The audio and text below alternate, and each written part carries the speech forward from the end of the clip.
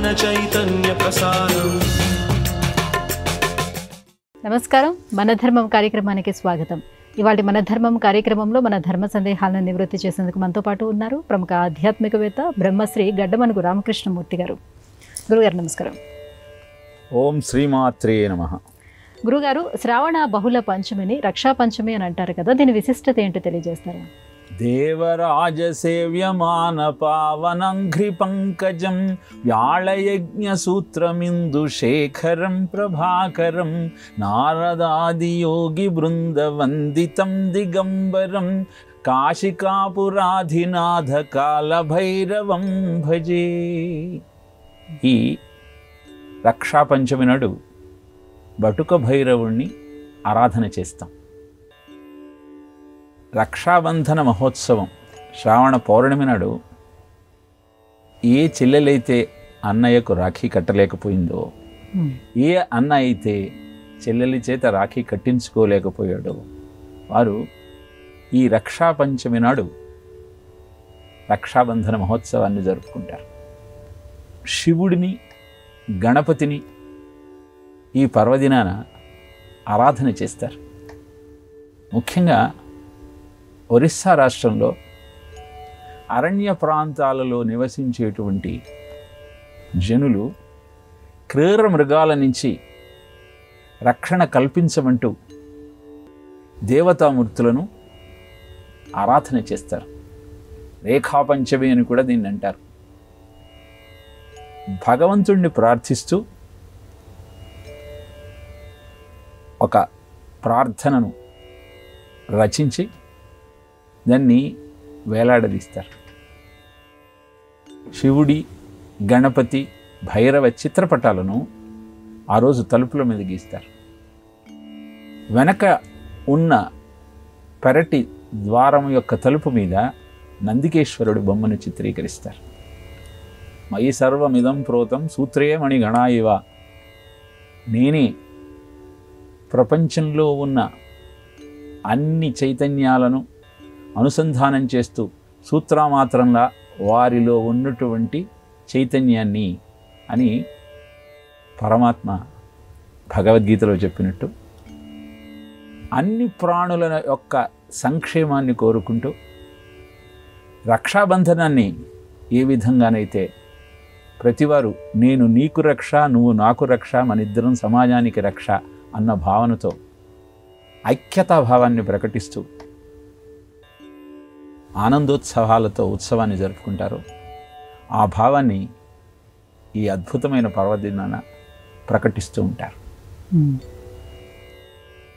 అది రక్షాపంచమి అంటే శ్రావణ పౌర్ణమి తర్వాత బహుళ పక్షాన వచ్చే 5వ రోజు నాడు అద్భుతమైన ఈ ఉత్సవం ద్వారా బటుక భైరవ ఆరాధన, శివారాధన, గణపతి ఆరాధన అద్భుతమైన ఫలితాలు ఇస్తుంది అని తెలియజేస్తూ ఉంది. గురుగారు, ఆదివారం నుంచి శనివారం వరకు వార గణన మనం చేస్తూ ఉంటాం కదా, ఈ క్రమమునకు ప్రమాణం భూమి నుంచి గ్రహాల మధ్య ఉన్నటువంటి దూరమా? దేని ఆధారంగా దీని గణన జరుగుతుంది? భూమి నుంచి గ్రహాల దూరం కానీ, గ్రహాల భారం కానీ దీనికి ప్రమాణం కాదు. కాలం అంటే పరమాత్మ స్వరూపమే. ఆ కాల గణన ద్వారానే మన కర్తవ్యాన్ని మనకు బోధిస్తూ ఉన్నారు. పాశ్చాత్యులైనా ప్రాచ్యులైనా అనుసరించే విధానం ఒక్కటే, అందరి జీవిత లక్ష్యము ఒక్కటే. అందుకే మొట్టమొదటి రోజు ఆదివారము అంటాం. చెయ్య సదా సవితృమండల మధ్యవర్తి నారాయణ సరసిజాతన సన్నివిష్ట కేయూరవాన్ మకరకుండలవాన్ కిరీటి హరి హిరణ్మయవపు ధృత శంఖచక్ర అని శ్రీమన్నారాయణుడే సూర్యమండలంలో నిలిచి మనకు చైతన్యాన్ని ప్రసాదిస్తూ ఉన్నాడు. కాబట్టి అందరిలో ఉన్న చైతన్యము ఆ పరమాత్మ యొక్క అంశయే, అదే నీ ఆది. అందరిలో ఉన్నటువంటి ఆ చైతన్యము అందరినీ సక్రమమైన మార్గంలో నడిపించాలి కదా. అలా ఎందుకు జరగటం లేదు అంటే చంద్రమా మనసో జాతః, నీ మనస్సు నిన్ను శ్రోత్రం చక్షుస్పర్శనం చ రసనం ఘ్రాణమేవచ అధిష్టాయ మనశ్చాయం విషయానుపసేవతే. ఈ ఇంద్రియాలన్నింటి మీద అధిరోహించి నిన్ను అతలాకుతలం చేస్తూ ఉన్న నేపథ్యంలో అది నీకు సాధ్యం కావటం లేదు. చైతన్యం మనలో ప్రవేశించిన తర్వాత మన ప్రవర్తనను తెలియజేసేది సోమవారం. అనంతరం ఈ చైతన్యం కారణంగా సక్రమంగా నడవాల్సిన జీవితము అనేకమైన ఒడుదుడులకు లోనవుతూ ఉన్నప్పుడు యుద్ధం చేయాల్సి వస్తుంది. కుజుడు యుద్ధ క్రీడకు చిహ్నం, సైన్యాధిపతి అంటారు కుజుడిని.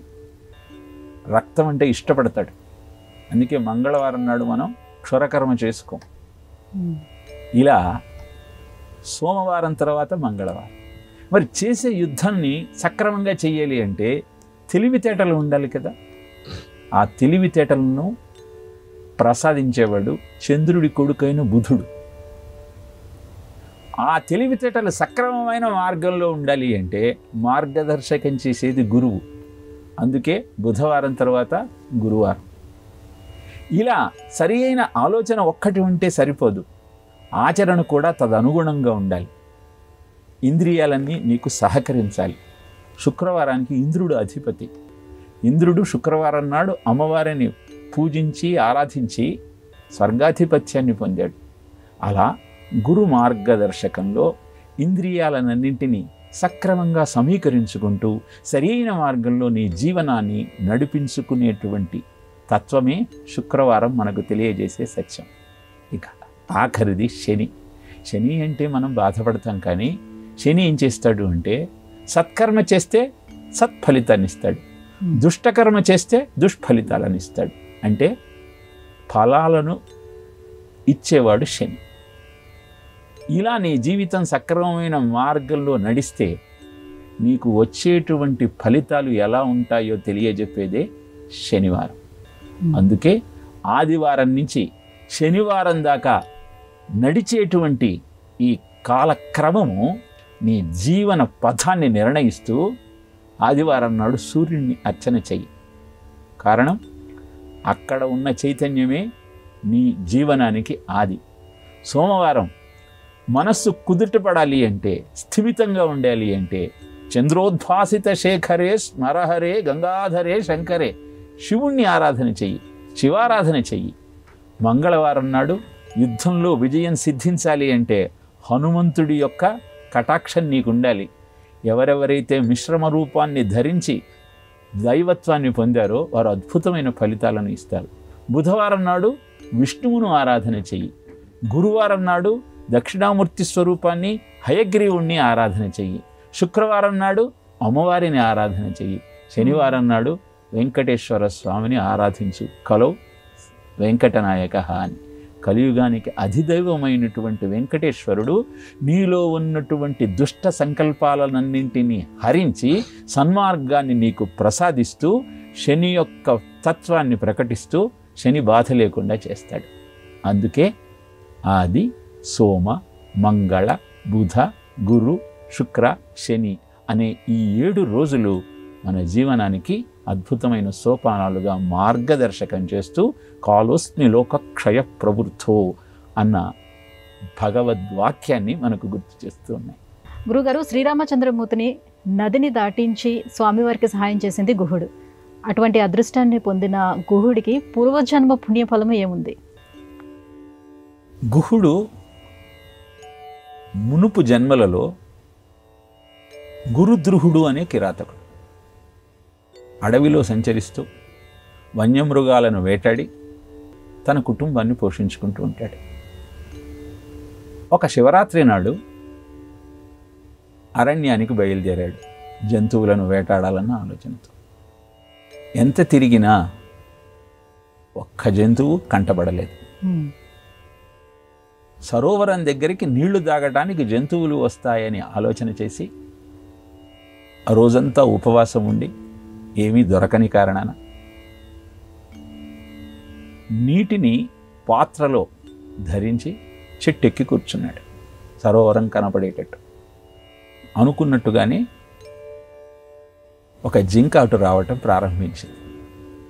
జింకను వేటాడాలన్నటువంటి ఆలోచనతో బాణాన్ని ఎక్కుపెడుతున్న సమయంలో తీసుకువచ్చిన నీళ్లు కింద ఉన్న శివలింగం మీద పడ్డాయి.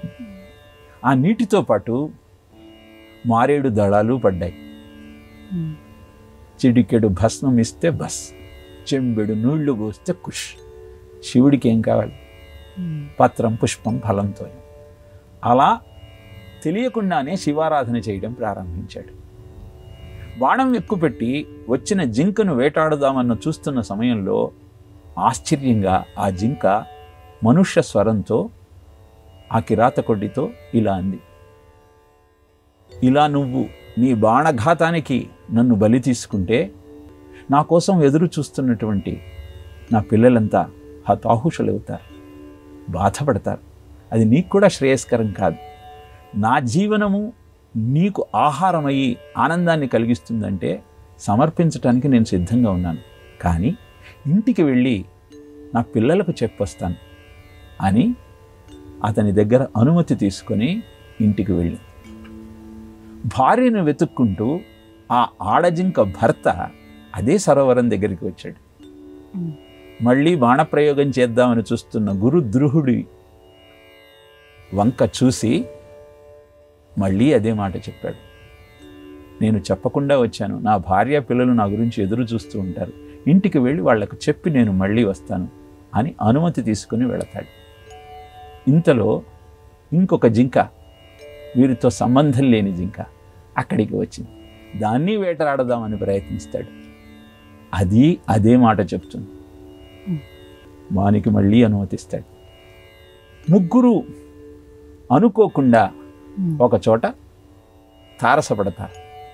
పిల్లలకు హితవచనాలు చెప్పి తిరిగి ఈ కిరాతకుడికి ఆహారము అవ్వాలని తిరుగు ప్రయాణమైన ఆడజింక, మగజింక, మరొక జింక మూడు సమావేశమై నేను వెళతాను ఆహారంగా ఆ కిరాతకుడు కావటానికి అని పరస్పరం చర్చించుకుంటూ మూడు అక్కడికి చేరాయి. అప్పుడు చూశాడు కిరాతకుడు ఆ జింకల యొక్క సత్యసంధత. అల్ప ప్రాణులైన ఈ జింకలు నా ఆకలి తీర్చటం కోసం తమ ప్రాణాలను తృణప్రాయంగా భావించి నాకు సమర్పిస్తూ ఉంటే మనిషినై పుట్టి మానవత్వం ఉన్న నేను వీటిని పొట్టన పెట్టుకోవటం కిరాతక చర్య అని భావన చేసి ఇహ నేను మాంసమే పుట్టను అని వాటిని వదిలేశాడు. ఆ కిరాతకుడి యొక్క అద్భుతమైన సత్యసంధత, భూతదయ గమనించిన శివుడు శివరాత్రి పర్వదినాన రోజంతా ఉపవాసం ఉండి జాగరణ చేసి మారేడు దళాలతో తనను పూజించి భూతదయతో ఆ ప్రాణులను హతమార్చకుండా ఉన్నటువంటి కిరాతకుడికి మరుజన్మలో నువ్వు శృంగవేరి పురానికి రాజుగా జన్మిస్తావు, శ్రీమన్నారాయణుడే రామావతారంలో సీతా లక్ష్మణులతో కలిసి నీ దగ్గరికి వస్తాడు, వారిని నువ్వు గంగానది దాటిస్తావు అని వరాన్ని ఇచ్చాడు. ఇలా ఈ జన్మలో మనం చేసుకున్న పుణ్య ఫలమే మరుజన్మలో మన గతిని స్థితిని నిర్ధాకరిస్తుంది. కనుక సత్కర్మలను ఆచరిస్తూ సర్వేశ్వరుణ్ణి ఆరాధిస్తూ జీవితాన్ని సుఖంగా గడుపుకునే ప్రయత్నం చేద్దాం. గురుగారు, ఏకాదశ రుద్రులు అంటే ఎవరు, వారి ప్రశస్తి ఏమిటి? ఈశానాదిపదం శివైక ఫలకం రత్నాసనం తే శుభం అంటారు ఆదిశంకరులు మంత్రమాతృక వర్ణమాల స్తోత్రంలో. అమ్మవారు ఎక్కడ కూర్చుంటారు అంటే ఆ తల్లి కూర్చునే పీఠానికి శివుడు ఫలకం, రుద్రులంతా ఆ ఆసనానికి కోళ్ళు. రుద్ర అన్న శబ్దానికి రోదితి, రోదయతి, ఏడ్చేవాడు, ఏడిపించేవాడు అని శాస్త్రం అర్థం చెప్పింది. ఏడ్చేవాడు, ఏడ్పించేవాడు అని చెప్పటంలోని ఆంతర్యం ఏమిటి? రోదన అంటే ఘోష అనే అర్థం ఉన్నది. నిరంతరము మనలో ఒక ఘోష నడుస్తూ ఉంది. ఏమిటా ఘోష? ప్రాణఘోష. ఈ ప్రాణఘోష నడుస్తున్నంతకాలం నీ జీవితం సక్రమంగా నడుస్తూ ఉంటుంది. ఆ ఘోషనే రోదితి అన్నాడు. 33 కోట్ల మంది దేవతలు ఎవరు అంటే వసు, రుద్ర, ఆదిత్యులు అని చెప్తాం. వసు అంటే శరీరం, రుద్ర అంటే ప్రాణం, ఆదిత్య అంటే చైతన్యం. ఇలా రోదితి అంటే నీలో ఉన్న ప్రాణస్పందనాన్ని తెలియజేస్తూ, రోదయతి అంటే పంచకర్మేంద్రియాలు, పంచజ్ఞానేంద్రియాలు, మనస్సు, ఈ 11 ప్రాణోత్క్రమణ సమయంలో నిన్ను ఏడిపిస్తూ ఉంటాయి. మరి ఆ ఏడుపు నుంచి బయటపడాలి అంటే ఈ ఏడుపు సక్రమంగా ఉండాలి.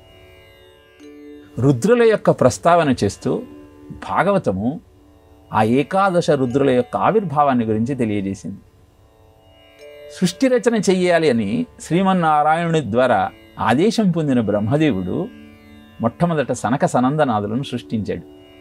వారు పుడుతూనే మాకు ఈ ప్రవృత్తి మార్గం వద్దు, ఈ సృష్టి రచన బాధ్యత వద్దు, మేము నివృత్తి మార్గంలో నారాయణుడి దగ్గరికి వెళతామని వైకుంఠానికి వెళ్ళిపోయారు.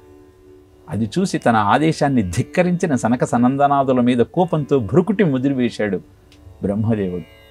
వెంటనే ఆ కోపం నుంచి ఏకాదశహ్వతయాచ విభిన్న రూపం రుద్రం విధాయ దయితా వనితాశ్చ దత్వా 11 మంది రుద్రులు ఉద్భవిస్తే వారికి 11 మందిని ఇచ్చి వివాహం చేశాడు. ఆ 11 మందికి అనువైన పదవులు అందించాడు. ఆ 11 మంది మన్యువు, మనువు, మహాకాలుడు, మహత్తు, శివుడు, ఋతధ్వజుడు, ఉరురేతసుడు, కాలుడు, భవుడు, వామదేవుడు, ధృతవ్రత. ఈ 11 మంది 11 పదవులను అధిరోహించారు. మన్యువుకు చంద్రలోకాన్ని ఇస్తే మనువుకు సూర్యలోకాన్ని ఇచ్చాడు. మహాకాలుడికి అగ్నిలోకాన్ని ఇచ్చాడు. మహత్తుకు వాయువు లోకాన్ని ప్రసాదించాడు. శివుడికి జలాన్ని, ఋతధ్వజుడికి ఆకాశాన్ని, ఉరురేతసుడికి పృథ్వీని, కాలుడికి హృదయాన్ని, భవుడికి మనస్సును, ధృతవ్రతకు ఇంద్రియాలను పదవులుగా ఇచ్చాడు. ఇలా ఏకాదశ రుద్రులు ఈ సకల చరాచర సృష్టిని నడిపించటానికి కారణభూతులయ్యారు. కానీ వారు ఆకలితో అందరినీ మింగేస్తున్న నేపథ్యంలో వారిని తపస్సు చేసుకోవడానికి వెళ్ళిపోమ్మంటూ బ్రహ్మదేవుడు ఆదేశిస్తాడు. అనేక రకాలైన ఏకాదశ రుద్రుల నామాలను అనేక చోట్ల అనేక పురాణాలు ప్రస్తావించిన భాగవతంలో చెప్పినటువంటి ఈ ఏకాదశ రుద్రుల యొక్క ప్రమాణాన్ని అనుసరించి ఈ వివరణ ఇవ్వటం జరిగింది. గురుగారు, వ్యాస పంచకం, కృష్ణ పంచకం అంటే ఏమిటి? చాతుర్మాస్య దీక్షలో ఉన్నటువంటి సన్యాసులు ఆ దీక్షను స్వీకరించే ముందు వ్యాస పూజ చేస్తారు. ఏ విధంగానైతే గృహస్థు ఉపాకర్మ చేస్తాడో అలానే సన్యాసులు వ్యాస పూజ చేస్తారు. వ్యాస పూజ అంటే కేవలం వ్యాసుడిని మాత్రమే పూజించటం కాదు. ఈ వేదాంత విజ్ఞానాన్ని, అద్భుతమైన ఆత్మజ్ఞానాన్ని ప్రపంచానికి ప్రసాదించినటువంటి మహానుభావులనందరినీ పూజిస్తారు. వ్యాస పంచకము, కృష్ణ పంచకము అంటే భాగవతంలో చాతుర్మాస్య దీక్షలో ఉన్న సాధువులను అర్చించిన నారదునికి ఆ సాధువులు ఓం నమో భగవతే తుభ్యం వాసుదేవాయ ధీమహి ప్రద్యుమ్నాయ అనిరుద్ధాయ నమః సంకర్షణాయ చ అన్న మంత్రాన్ని ఉపదేశిస్తారు. తత్కారణంగా అతనికి భగవద్ దర్శనం అవుతుంది. ఈ చతుర్వ్యూహాలు అంటే వాసుదేవ, ప్రద్యుమ్న, అనిరుద్ధ, సంకర్షణ కృష్ణుడితో కలిసినప్పుడు కృష్ణ పంచకంగా పిలువబడుతుంది. సకల చరాచర సృష్టికి ఆధారం ఆ చతుర్వ్యూహమే. ఇక వ్యాసుడు అద్భుతమైనటువంటి వేదాంత విజ్ఞానాన్నంతా న్యాసం చేయటమే కాకుండా తన శిష్యుల ద్వారా ప్రచారం చేయించాడు.